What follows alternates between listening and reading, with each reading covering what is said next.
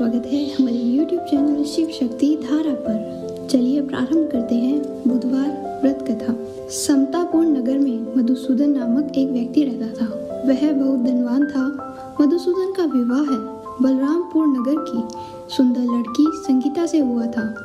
एक बार मधुसूदन अपनी पत्नी को लेकर बुधवार के दिन बलरामपुर गया। मधुसूदन ने पत्नी के माता पिता से संगीता को विदा करने के लिए कहा। माता पिता बोले, बेटा आज बुधवार है, बुधवार को किसी भी शुभ कार्य के लिए यात्रा नहीं करते। लेकिन मधुसूदन ने नहीं माना।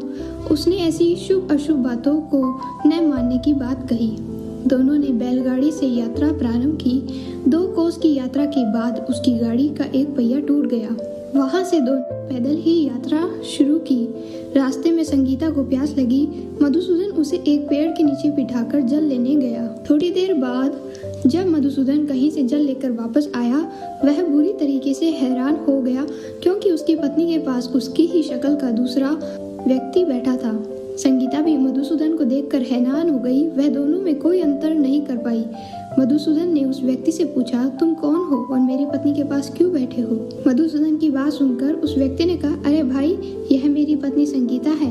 मैं अपनी पत्नी को ससुराल से विदा कर लाया हूँ। लेकिन तुम कौन हो जो मुझसे यह प्रश्न कर रहे हो?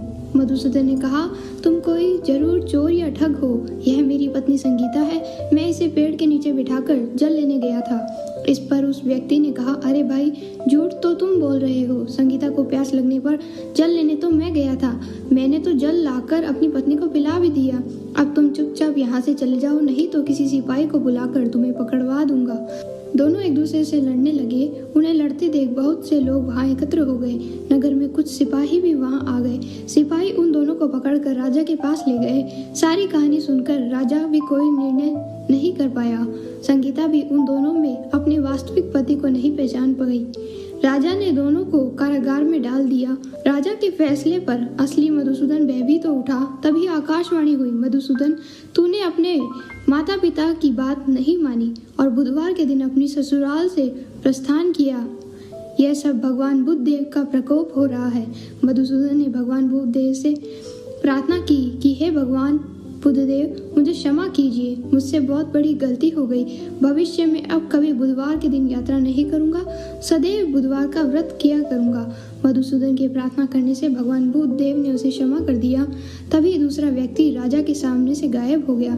राजा और दूसरे लोग इस चमत्कार को देख हैरान हो गए।